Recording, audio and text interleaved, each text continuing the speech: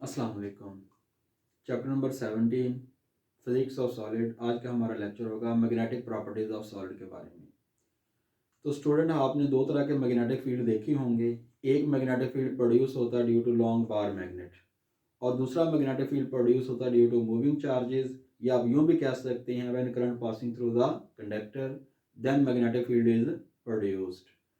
तो हम देखेंगे सबसे पहले हमारे कुछ होते हैं इलेक्ट्रोमैग्नेट, जिसके से करंट गुजारा जाता है तो मैग्नेटिक प्रॉपर्टीज शो करते हैं। पहले हम देखते हैं कि हमारे पास एक करंट कैरिंग सोलिनॉइड है। जब इस करंट कैरिंग सोलिनॉइड में से करंट गुजारा जाता है तो करंट गुजारने से इस सोलिनॉइड के अंदर एक मैग्नेटिक फील्ड प्रोड्यूस हो जाता है।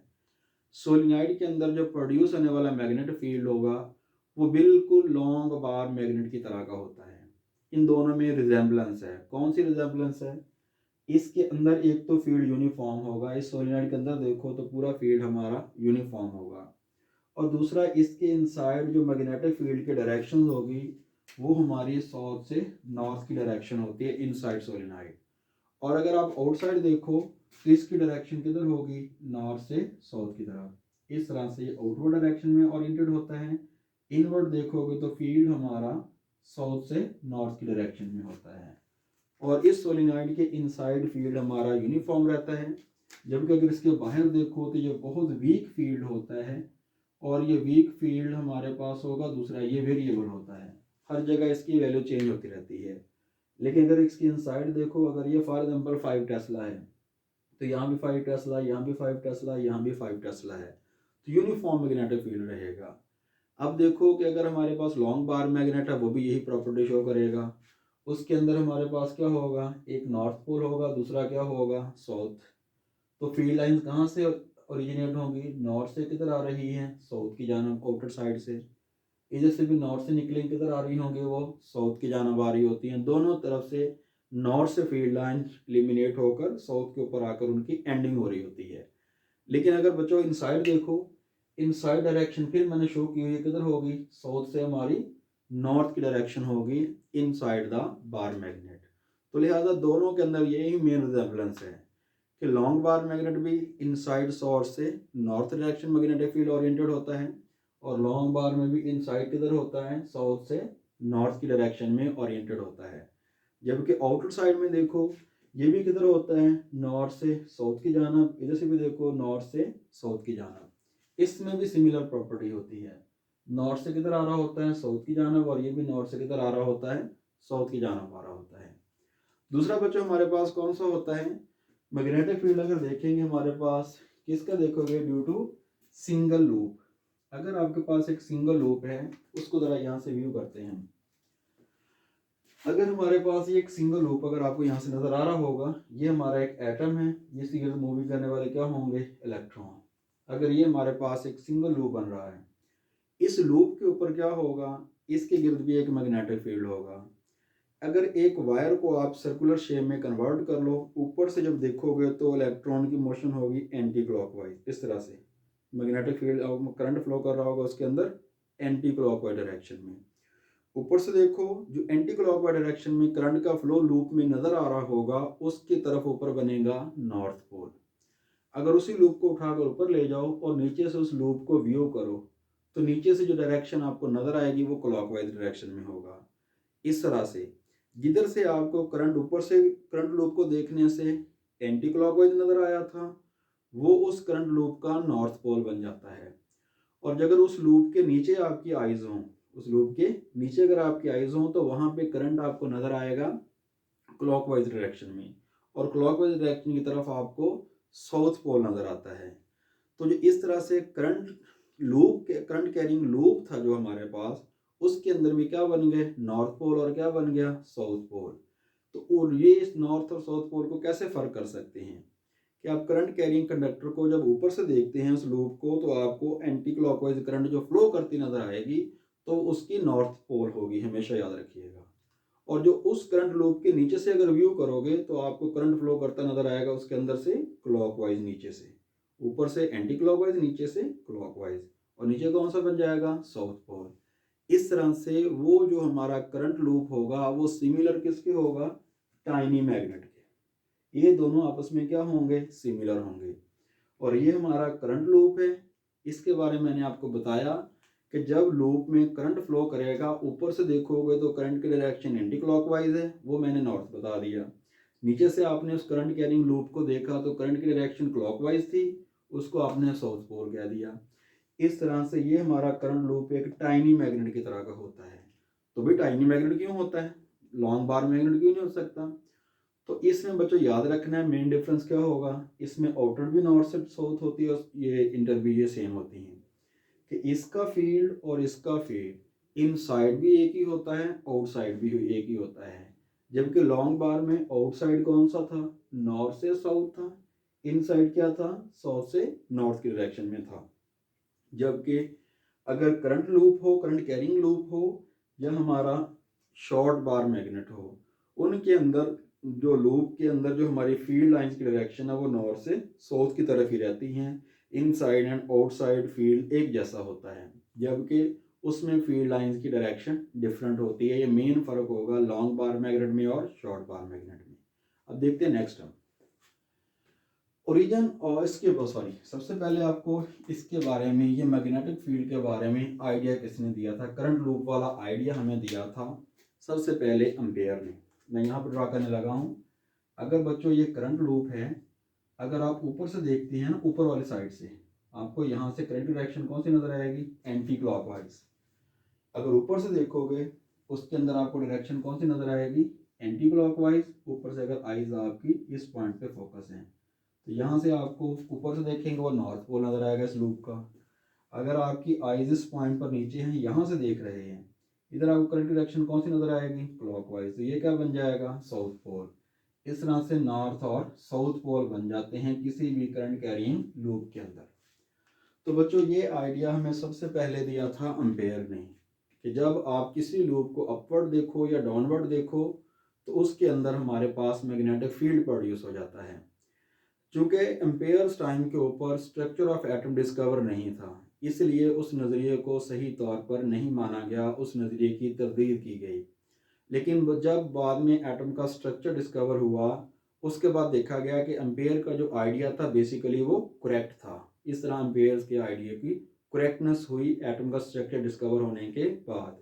उसी प्रिंसिपल पे हमारे पास मैग्नेटिक फील्ड प्रोड्यूस होता है करंट कैरिंग किसी भी कंडक्टर के अंदर। चैप्टर नंबर 14 में भी ये बात आप पढ़ के आए हैं। अब देखते हैं कि ओरिजिन ऑफ मैग्नेटिज्म क्या होगा। ये मैग्नेटिज्म हमारे पास प्रॉपर्टी होती है किसी सब्सटेंस की due to their orbital and spin motion of electron.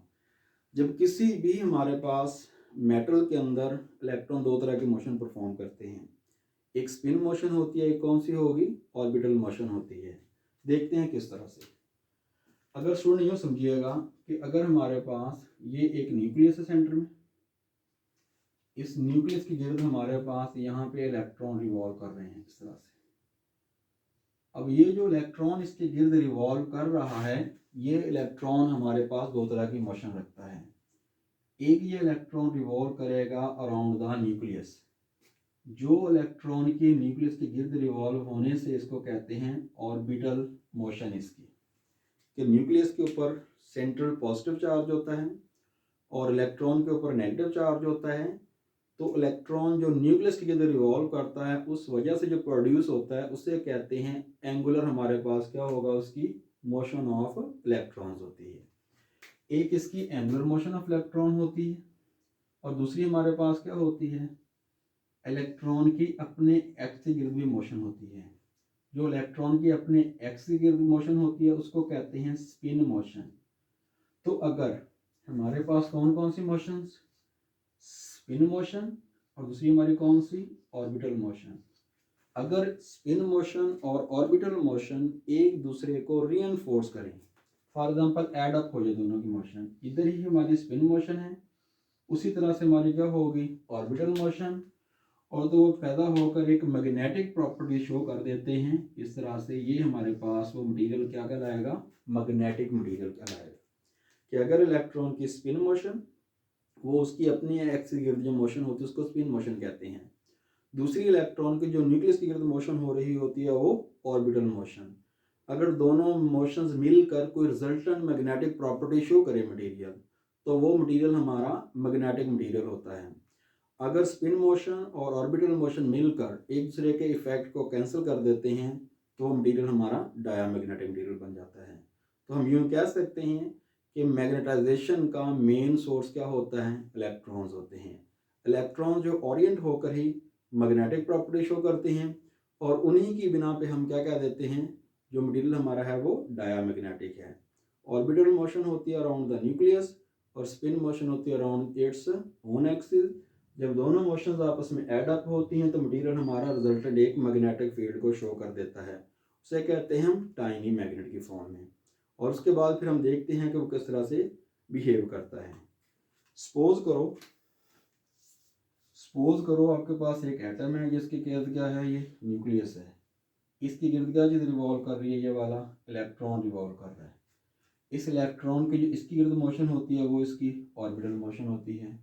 जो इलेक्ट्रॉन इसमें ट्रैवल कर रहा होगा उस इलेक्ट्रॉन की अपने एक्सिस जो मोशन होती है वो कौन सी होती है, स्पिन मोशन। दोनों एड अप होंगी तो मैग्नेटिक प्रॉपर्टी शो करेगा, यही इसको मैग्नेटिज्म कहते हैं। ठीक है जी। अगर ये इलेक्ट्रॉन किसी कंडक्टर में फ्लो कर रहे हैं उसका मैंने बता दिया। ऊपर से देखोगे तो आपको motion of electron mean current की डायरेक्शन एंटी क्लॉकवाइज नजर आएगी। नीचे से लूप को देखोगे तो वो क्लॉकवाइज नजर आएगी। जहाँ से एंटी क्लॉकवाइज नजर आई वो साइड उसकी नॉर्थ पोल बन जाएगी, जहाँ से क्लॉकवाइज नजर आई वो हमारी साउथ बन जाती है। इस तरह से एक करंट लूप भी मैग्नेटिक प्रॉपर्टीज के शो करता है, वो टाइनी बार मैग्नेट की तरह का होता है। टाइनी बार मैग्नेट में और करंट कैरिंग लूप में मेन रिजल्टेंस क्या होती है कि उसके अंदर फील्ड हमारा नॉर्थ से साउथ ही रहता है, इनसाइड भी और आउटसाइड भी। सोलिनॉइड के अंदर आउटसाइड नॉर्थ से साउथ, इनसाइड साउथ से नॉर्थ। और लॉन्ग बार मैग्नेट के अंदर भी सोलिनॉइड की तरह का फील्ड होता है। अब देखते हैं लास्ट में हम इसको, मैग्नेटिक डाइपोल क्या होगा। An atom in which there is a resultant magnetic field behave like a tiny bar magnet. कि एक एटम होगा, उसके गिर्द क्या होते हैं, इलेक्ट्रॉन रिवॉल्व कर रहे होते हैं। ये इलेक्ट्रॉन रिवॉल्व जब कर रहे होते हैं तो इसके न्यूक्लियस की वजह से ऑर्बिटल मोशन पैदा होती है, अपने एक्सिस गिर्द वो स्पिन मोशन पैदा होती है।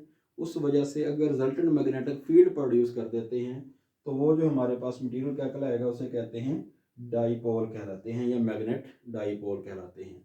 एक ऑर्बिटल और दूसरा स्पिन की वजह से बनते हैं। अब उसके बाद क्या आप नॉर्थ और साउथ पोल को अलग कर सकते हैं, इसका आंसर भी आपने करना है। It is impossible to obtain isolated north pole. क्यों इसको हम आइसोलेट नॉर्थ पोल क्यों नहीं कर सकते, बिकॉज नॉर्थ पोल इज, जैसे मैंने बताया ना, आप ऊपर से देख रहे थे तो आपको नॉर्थ नज़र आ रहा था, नीचे से देख रहे थे आपको साउथ नज़र आ रहा था। क्या आप नॉर्थ और साउथ को अलग कर दोगे, नहीं भाई। वो करंट कैरिंग लूप के बेसिकली वही तो फील्ड है। अगर नॉर्थ रिमूव कर दोगे तो वहाँ पे तो कोई भी हम उसको सेट नहीं कर पाएंगे, तो हम कभी भी उनको सेपरेट नहीं कर सकते। It is impossible to obtain isolated north pole. North pole is merely the one side of current carrying loop. अगर हम एक लूप देखते हैं तो लूप के एक साइड पर नॉर्थ होता है, दूसरी साइड पर क्या होगा, साउथ। तो नॉर्थ और साउथ कभी भी अलग नहीं हो सकते। तो नॉर्थ महज एक करंट लूप की वन साइड होती है और वन साइड आप कभी भी सेपरेट नहीं कर सकते। इसी तरह अगर आपसे कोई साउथ पोल के बारे में पूछे तो भी सिमिलर आंसर करना है। South pole is also the merely one side of the current carrying loop. We cannot be separated South pole from its North pole because both North and South pole merely the sides of a current carrying loop which act as a tiny bar magnet. Student, Allah Hafiz, inshallah next lecture में फिर बात होगी।